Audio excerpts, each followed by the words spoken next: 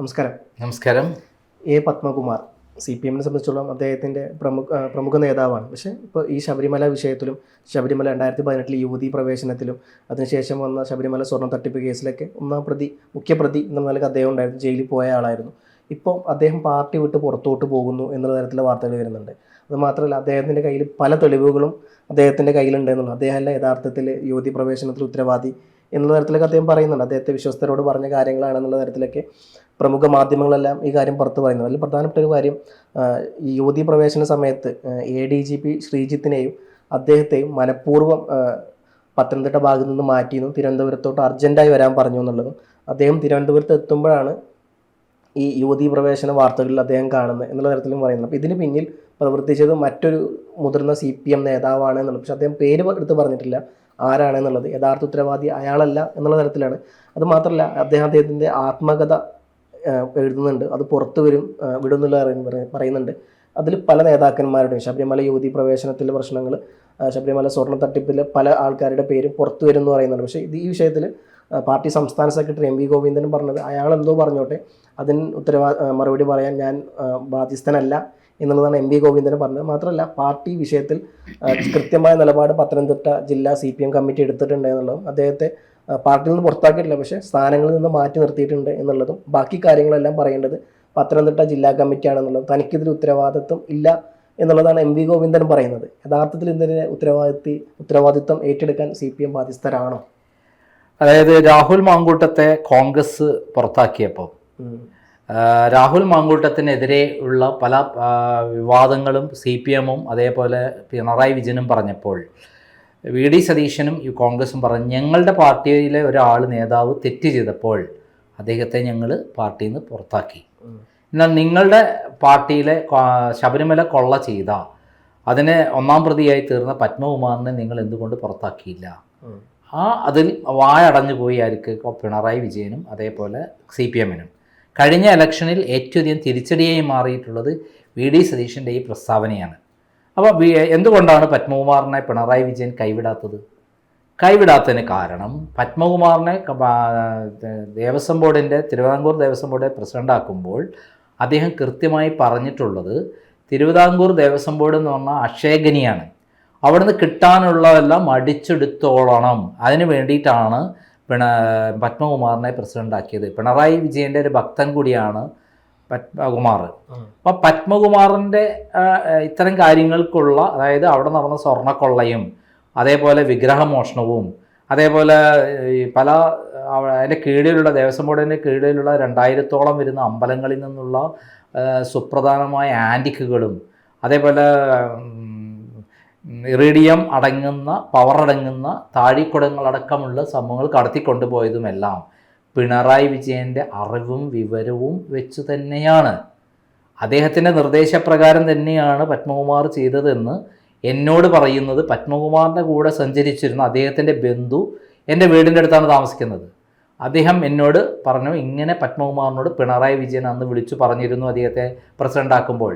അപ്പോൾ പിണറായി വിജയൻ എന്ന് പറഞ്ഞാൽ ഇൻ്റർനാഷണൽ ഫ്രോഡാണ്. അദ്ദേഹം എവിടെ ഇത്രയും കാലം ഭരിച്ചത് എന്തിനാണ്? ഇവിടുന്ന് കിട്ടാവുന്നതെല്ലാം കോടിക്കണക്കിന് രൂപ തട്ടിയെടുക്കാൻ വേണ്ടിയിട്ടാണ്. അദ്ദേഹത്തിന് 10,000 കോടി രൂപയുടെ കള്ളപ്പണ വിദേശത്തുള്ള നിക്ഷേപങ്ങളുടെ രേഖയാണ് എൻ്റെ കൈവശം ഉണ്ടായിരുന്നത്. അത് എൻ്റെ അടുത്ത് കിട്ടി എന്ന് എങ്ങനെയോ അറിഞ്ഞ ശേഷമാണ് എനിക്കെതിരെ ഒരു കള്ളക്കേസ് വീണ ജോർജിനെ കൊണ്ട് കള്ളപ്പരാതി കൊടുപ്പിച്ച് എൻ്റെ ഓഫീസിൽ നിന്ന് അറസ്റ്റ് ചെയ്യിച്ച് എന്നെ വീടും ഓഫീസും റെയ്ഡ് ചെയ്ത് ഈ രേഖകളെല്ലാം കടത്തിക്കൊണ്ട് പോയത്. അപ്പോൾ വളരെ ക്ലിയറാണ്, ഇതിൻ്റെ പ്രധാന വില്ലൻ എന്ന് പറയുന്നത്, സ്വർണ്ണക്കള്ളക്കടത്തിലെ പ്രധാന വില്ലൻ എന്ന് പറയുന്ന ആരാണ്? പിണറായി വിജയനാണ്. അപ്പം പിണറായി വിജയൻ എൻ്റെ പേര് ഇന്നേ വരെ പത്മകുമാർ കൃത്യമായി പറഞ്ഞിട്ടില്ല. പക്ഷേ ദൈവതുല്യനായ ഒരാൾ എന്ന് പറഞ്ഞിട്ടുണ്ട്. എല്ലാവരും ധരിച്ചിരിക്കുന്നത് പോറ്റിയാണ്. പോറ്റിയല്ല, നമ്മുടെ അവിടുത്തെ പൂജാരിയായിരുന്ന ആളുണ്ടല്ലോ, പേര് മറന്നു. അപ്പം അദ്ദേഹത്തെ അറസ്റ്റ് ചെയ്തല്ലോ അവസാനം. അദ്ദേഹമാണ് എന്നാണ് പറഞ്ഞത്. അവസാനം അറസ്റ്റ് ചെയ്ത ഒരാളുണ്ടല്ലോ, അവിടുത്തെ പൂജയെല്ലാം നടത്തുന്ന ഇതിൻ്റെ എല്ലാം പൂജാകർമ്മങ്ങൾ മേൽനോട്ടം വഹിക്കുന്ന ഒരാളെ അവിടെ അറസ്റ്റ് ചെയ്തിരുന്നു, ഏറ്റവും പ്രധാനപ്പെട്ട ആളെ. അപ്പോൾ അദ്ദേഹമാണ് എന്നാണ് എല്ലാവരും ധരിച്ചു പോയത്. യഥാർത്ഥത്തിൽ ദൈവതുല്യനായ ആൾ എന്ന് പറയുന്നത് പിണറായി വിജയനാണ്. പിണറായി വിജയനാണ് അറിയാതെ ശബരിമലയിൽ നിന്ന് ഒരു തരി സ്വർണമോ ഒരു ആൻറ്റിക്കോ അല്ലെങ്കിൽ എന്തെങ്കിലും വില പിടിച്ച സാധനമോ കടത്താൻ ധൈര്യപ്പെടില്ല ആരും. കാരണം പിണറായി വിജയൻ അങ്ങനെയാണ്, ഒരു ഏകാധിപതിയാണ്. അദ്ദേഹം എല്ലാ സ്ഥലത്തും എന്തൊക്കെ തട്ടിപ്പ് നടത്താമെന്ന് കൃത്യമായ പ്ലാനും പ്രവർത്തനത്തോടു കൂടിയിട്ടാണ് കഴിഞ്ഞ 10 വർഷമായിട്ട് അദ്ദേഹം ഭരിച്ചത്. ആ ഭരണ സമയത്ത് അദ്ദേഹത്തിന് തട്ടിയെടുക്കാവുന്നതിൻ്റെ മാക്സിമം തട്ടിയെടുത്തിട്ടുണ്ട്. ശബരിമലയിൽ ഇത്രയും തട്ടിപ്പ് നടത്തിയതിൻ്റെ പരിപൂർണ ഉത്തരവാദി. ഇപ്പോൾ ഏറ്റവും പുതിയ വിശേഷം, തിരുവിതാംകൂർ നമ്മുടെ പത്മനാഭസ്വാമി ക്ഷേത്രത്തിലെ രത്നങ്ങളടക്കം മോഷണം പോയി എന്ന് പറയുന്നൊരു സംഭവമാണ്. അവിടുത്തെ സ്വർണം മോഷണം പോയി. ഇതൊന്നും അല്ല, ശബരിമലയിലുള്ളതൊക്കെ അതിൻ്റെ ഒരു അംശം മാത്രമേ ഉള്ളൂ. അവിടെ അതിന് ആയിരക്കണക്കിന് കോടി രൂപയുടെ സാധനങ്ങൾ കടത്തിക്കൊണ്ടുപോയി എന്നുള്ള വിവരങ്ങളാണ് ഇപ്പോൾ പുറത്തു വരുന്നത്. അതിൻ്റെയും പിന്നിലെ യഥാർത്ഥ വില്ലൻ എന്ന് പറയുന്നത് പിണറായി വിജയനാണ്. കഴിഞ്ഞ ഗവൺമെൻറ് കാലത്ത് പിണറായി വിജയൻ എന്ന് പറയുന്നതാണ് എല്ലാം. മറ്റുള്ളവരൊക്കെ അയാളുടെ കീഴിലെ അദ്ദേഹം പറയുന്ന പ്രകാരം പ്രവർത്തിക്കുന്ന, അല്ലെങ്കിൽ അദ്ദേഹത്തിന് കമ്മീഷൻ കിട്ടുന്ന ആൾക്കാരാണ്.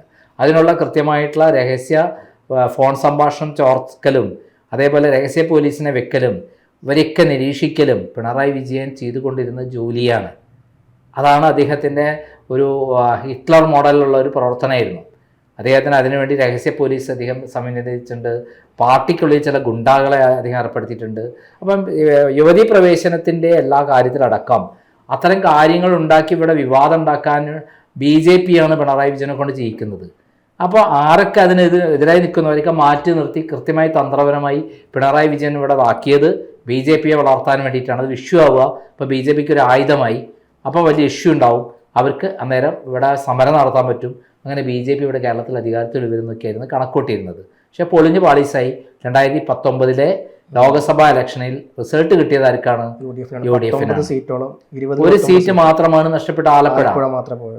ആരിഫ് മാത്രമാണ് ജയിച്ചത്. അപ്പോൾ നമ്മൾ മനസ്സിലാക്കേണ്ടത്, നമ്മൾ കാണുന്നതല്ല സത്യം. അതിനപ്പുറത്തേക്ക് ഓരോ അജണ്ടകളുമായിട്ടാണ് പിണറായി വിജയൻ പ്രവർത്തിച്ചിട്ടുള്ളത്. അതിൻ്റെ അകത്ത് ഓരോ കരുക്കളാണ് അതിൽ പത്മകുമാർ മറ്റവരൊക്കെ. ഒരു ചതുരംഗപ്പലയിൽ കുറേ കരുക്കളുണ്ടായില്ല, ഒരു കരുവായിരുന്നു പത്മകുമാർ അതിൻ്റെ ഇരയായിരുന്നു. അദ്ദേഹം തുറന്നു പറയുകയാണെങ്കിൽ പല ഭൂകമ്പം ഉണ്ടാക്കുന്ന പല പ്രശ്നങ്ങളും പുറത്തു വരും എന്നുള്ളതാണ് ഞാൻ മനസ്സിലാക്കുന്നത്. ഇപ്പോൾ മുരാരി ബാബു മരിച്ചു. മുരാരി ബാബുവും അതേപോലെ പത്മകുമാറുമാണ് ഇതിൻ്റെ യഥാർത്ഥ വില്ലന്മാർ എന്ന് തീർത്ത് പറയാൻ പറ്റും. യഥാർത്ഥ എല്ലാ കാര്യങ്ങളും പിണറായി വിജയൻ ചെയ്യിച്ച ആളുകൾ, അവർക്ക് എല്ലാ രഹസ്യങ്ങളും അറിയാം എന്നുള്ളതാണ് സത്യം. ഇതിനിപ്പം കേന്ദ്രത്തിൻ്റെ കാര്യം നോക്കുമ്പോൾ ഇപ്പോൾ നമുക്കറിയാം, ഈ പറഞ്ഞ പോലെ പിണറായി വിജയൻ ഇവിടെ മാത്രമല്ല കേന്ദ്രത്തിലും പിടിപാടുണ്ട്. അതുകൊണ്ടായിരിക്കും വെള്ളാപ്പള്ളിയെ കൂടെ പിടിച്ചത്. ഇനിയിപ്പം സ്വാഭാവികമായിട്ട് ഈ കേസ് വരുമ്പോൾ വലിയ ഇടപാടാണെന്നുള്ളത്. അത് കേന്ദ്രത്തിൻ്റെ ഇതിലോട്ട് പോകും. കേന്ദ്രത്തിൻ്റെ ഭാഗത്ത് നിന്ന് CPM-ന് വല്ല രക്ഷ ഉണ്ടാവാൻ ചാൻസ് ഉണ്ടോ? അതായത് ഈ തവണത്തെ ഇലക്ഷനോട് കൂടിയിട്ട് പിണറായി വിജയനെ കൈവിട്ടിരിക്കുകയാണ് കേന്ദ്രം. അതിൻ്റെ ഭാഗമായിട്ടാണ് കരിമണൽ കേസുമായി ബന്ധപ്പെട്ട മാസപ്പടി വിവാദത്തിൽ മകൾക്കെതിരെ എൻഫോഴ്സ്മെൻറ്റ് കേസ് നോട്ടീസ് കൊടുത്തത്. അത് നോട്ടീസ് എന്ന് പറഞ്ഞത് ആദ്യം തന്നെ മകളെയാണ് ലക്ഷ്യം. രണ്ടാമത് മകളെ പിണറായിനെ തൊടില്ല. പിണറായി തൊടുമ്പോൾ മാർക്സിസ്റ്റ് പാർട്ടികളിൽ കുറച്ച് സപ്പോർട്ട് കിട്ടും. മകളെ കാര്യമാകുമ്പോൾ പിണറായിക്ക് ഒന്നും ചെയ്യാൻ പറ്റില്ല. കാരണം ഒരു പരിധിവരെ CPM അതിന് കൂടെ നിൽക്കില്ല, പാർട്ടി മെമ്പർ പോലും അല്ലാത്ത എന്നുള്ളൊരു നിർവചനം വരുന്നുണ്ട്. മകൻ്റെ കാര്യത്തിലാണ് രണ്ടാമത് വരിക. എൻഫോഴ്സ്മെൻറ്റ് നേരെ പോകുന്നത് അബുദാബി കൊമേഴ്ഷ്യൽ ബാങ്കിലായിരിക്കും. അവിടെ ആരാണ് അതിൻ്റെ ഡയറക്ടർ? മകൻ അവിടെയാണ് വർക്ക് ചെയ്യുന്നത്. ആ ബാങ്കിലാണ് പിണറായി വിജയൻ്റെ കള്ളപ്പണം നിക്ഷേപങ്ങളുടെ എല്ലാം കൃത്യമായുള്ള ഇതുള്ളത്. ഇതിൻ്റെ അടുത്ത് നേരത്തെ ഉണ്ടായതാണ്. ഇത് നേരത്തെ കിട്ടിയതാണ്. ഷോൺ ജോർജിന് ഈ അടുത്ത കാലത്താണ് അതിൻ്റെ രേഖ കിട്ടിയത്. അപ്പം പല നാൾ കള്ളൻ ഒരു നാൾ പിടിക്കപ്പെടും എന്ന് പറയുന്ന കാര്യം പിണറായി വിജയനെ സംബന്ധിച്ചിടത്തോളം സത്യമാവാൻ പോവുകയാണ്. കാരണം ഈ പിണറായി വിജയനെ സംബന്ധിച്ചിടത്തോളം കേന്ദ്രത്തെ സംബന്ധിച്ചിടത്തോളം പിണറായി വിജയനെ കൊണ്ട് യാതൊരു പ്രയോജനവും ഇല്ല.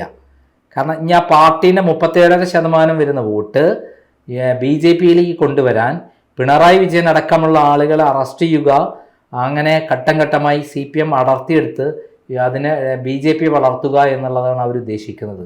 അത് അവർ കൃത്യമായി നടപ്പിലാക്കുകയും ചെയ്യും. കാരണം അവർക്ക് പിണറായി വിജയനോട് പ്രത്യേക താല്പര്യമൊന്നുമില്ല.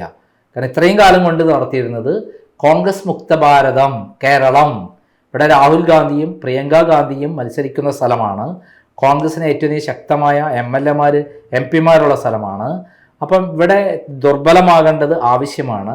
അതിൽ പിണറായി വിജയൻ നിന്നാൽ മാത്രമേ കോൺഗ്രസ് മുക്ത ഭാരതം ഉണ്ടാകുകയുള്ളൂ എന്നുള്ളത് കൊണ്ടാണ് പിണറായി വിജയനെതിരെയുള്ള നയതന്ത്ര ബാഗേജിലുള്ള കൂടിയുള്ള സ്വർണ്ണക്കള്ളക്കടത്ത്, ഡോളർ കടത്ത്, ലൈഫ് മിഷൻ തട്ടിപ്പ്, കരിമണൽ കേസുമായി ബന്ധപ്പെട്ട കാര്യങ്ങൾ, AI ക്യാമറ വിവാദങ്ങൾ, ഇങ്ങനെ നീണ്ട നില ഇങ്ങനെ കിടക്കുകയാണ്. ഒന്ന് തൊട്ടാൽ പലതിലും പിണറായി വിജയൻ കൊടുങ്ങും. നേരത്തെ PC ജോർജ് പറഞ്ഞവരെ തിരുവനന്തപുരം സെൻട്രൽ ജയിലിൽ അവിടെ ഒരു പ്രത്യേക ബ്ലോക്ക് തന്നെ ഈ തിരുട്ട് കുടുംബത്തിന് വേണ്ടി മാറ്റി വെക്കേണ്ടി വരും, കുടുംബസമേതം അവിടെ കഴിയേണ്ടി വരും എന്ന് പറഞ്ഞ ഒരു വാസ്തവമാണ്. അത് ഇത്രയും കാലം ചെയ്യാതിരുന്നത് പാർട്ടിക്ക് BJPക്ക് ഇവിടെ പിണറായി വിജയൻ നിൽക്കണം എന്നുള്ളതുകൊണ്ട് മാത്രമാണ്. ഇപ്പം പിണറായി വിജയൻ ആവശ്യമില്ല. വെള്ളാപ്പള്ളി എന്ന അതിൻ്റെ ഒരു ഘടകമല്ല ഇപ്പം, എന്നാലും വെള്ളാപ്പള്ളി വഴിയിട്ടാണ് ഇപ്പോൾ ഒരു സ്വാധീനം നടക്കുന്നത്. ആ സമയത്ത് പിണറായി വിജയൻ ചിലപ്പം പാർട്ടിയെ മൊത്തത്തിൽ തന്നെ BJP ലയിപ്പിക്കാൻ പോലും തയ്യാറാവും. കാരണം പിണറായി വിജയന് സ്വന്തം മകളും മകനും പിണറായിയും രക്ഷപ്പെടണമെന്ന് മാത്രമേ ഉള്ളൂ, ഭാര്യയും രക്ഷപ്പെടണമെന്ന് മാത്രമേ ഉള്ളൂ. പാർട്ടി രക്ഷപ്പെടുക എന്നുള്ളതല്ല. അദ്ദേഹം ഉണ്ടാക്കി വെച്ച കള്ളപ്പണ നിക്ഷേപങ്ങൾ സുരക്ഷിതമാകണം, സ്വസ്ഥമായി ജീവിക്കാനുള്ള പണം അദ്ദേഹം ഉണ്ടാക്കി വെച്ചിട്ടുണ്ട്. നമ്മളൊക്കെ ചിന്തിക്കുന്നതിലപ്പുറമാണ് പിണറായി വിജയൻ്റെ നിക്ഷേപങ്ങൾ എന്നുള്ളത് കൂടി ഓർക്കണം.